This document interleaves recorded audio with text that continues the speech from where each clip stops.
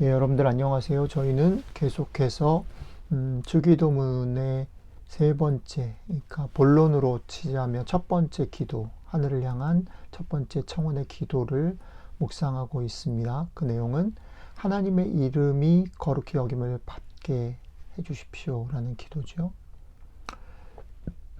그래서 우리는 이제 하나님의 이름을 붙잡고 기도하는 것, 그것이 어저께는 하늘을 위한 기도인 듯 보이지만 사실은 땅을 위한 기도이다 라는 얘기를 드렸습니다.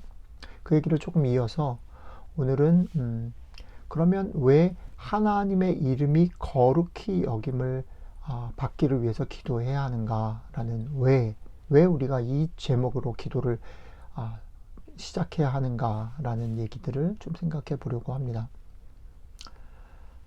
하나님의 이름이라는 것은 성경 속에 보면 출애굽기에 그 모세를 부르신 그 불타는 가시 속에서 모세가 당신의 이름이 무엇입니까? 당신 누구십니까? 라고 물어봤을 때 나는 나다 라고 얘기하신 거죠.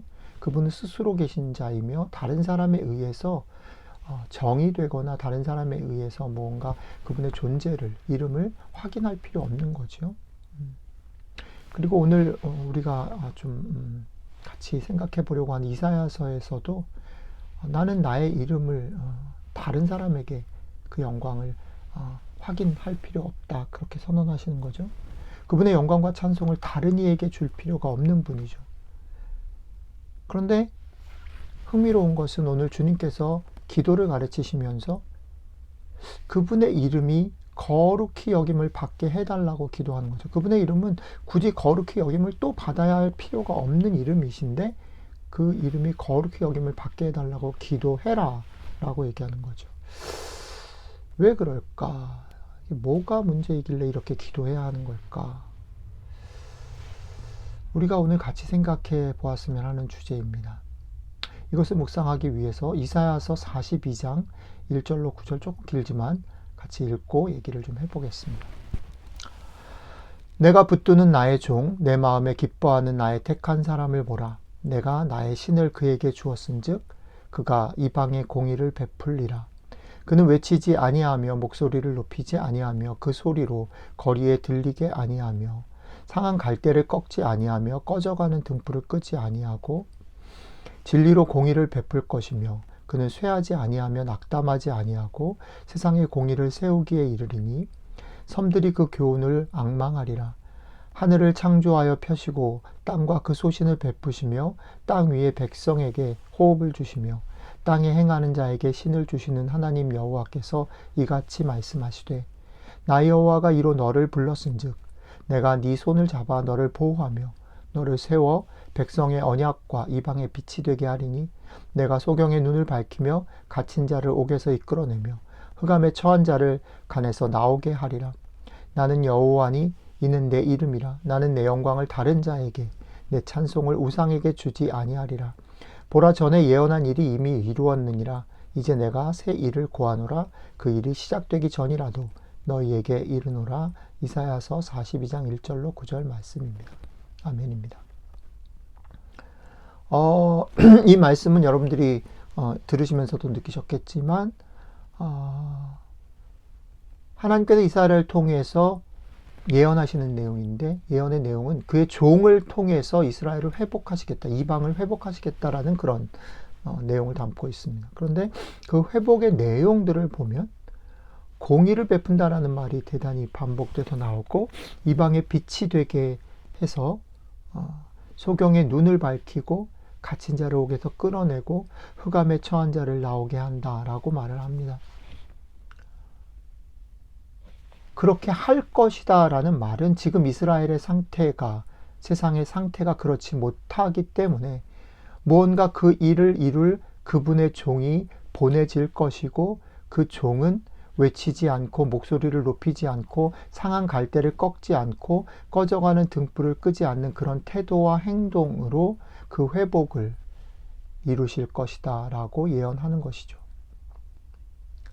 하나님은 스스로 계신 분이고 충분히 홀로 거룩하신 그분이 그분 되시는 분이죠. 그런 그분의 그분 되심이, 그런데 구약 이사야 선지자가 예언하는 그 당시 이스라엘과 지금 이 말씀을 나누는 여러분들과 제가 살고 있는 이 땅에서 무언가 엉클어지고 왜곡되어지고 그 원래 하나님의 이름이, 하나님의 그 모습이 뒤틀려 있다라는 것을 말하는 거죠. 전제로 하고 있다는 거죠.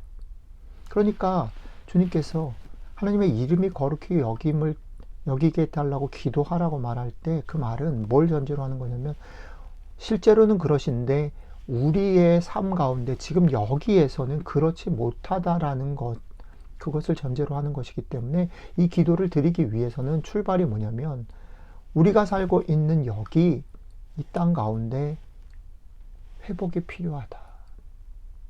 무언가 하나님의 이름 되지 못하는 일들이 많이 일어나고 있다라는 것을 깊게 공감하지 않으면 이 기도를 드릴 수가 없는 거죠. 그리고 또 하나는 그 모든 엉클어짐이 우리가 기도한다고 이루어지는 것이 아니라 그 엉클어짐이 하나님에 의해서만이 해결된다라는 것을 믿어야만, 이 두 가지를 믿어야만, 이 두 가지를 공감하고 믿어야만 드릴 수 있는 기도라는 것입니다. 그렇기 때문에 우리는 하나님의 이름이 거룩히 여김을 받게 해주십시오라는 첫 번째 주기도문의 기도를 드릴 때에 아니 그것을 기도하기 위해서 무엇을 해야 되냐면 우리 자신의 속을, 우리 자신의 모습들을 들여다봐야 하는 거지요. 우리 자신이 얼마나 그 하나님의 이름값, 하나님의 그 이름의 이름 되심의 거룩함에서 멀고 그 거룩함을 원하지 않는지를 정직하게 보아야 한다는 겁니다. 우리는 하나님의 이름값, 거룩과 그의 공의보다는 우리들의 편리와 우리들의 이익과 우리들의 좋음과 우리들의 기대를 보기를 더 즐거워하는 자들이라는 거죠. 그리고 우리 자신뿐 아니라 우리가 살고 있는 세상에서 얼마나 그분을 그분으로 인정하는 일에 그분이 원하시는 공의와 그분이 원하시는 그런 해방과 자유함이 일어나기를 바라기보다는 그런 것들 속에서 얼마나 그것이 오히려 왜곡되어지고 약한 자들은 더 억눌림을 받고 세상에 여러 가지 부조리함들과 악들이 횡행하는지를 보고 안타까워해야 한다라는 거죠.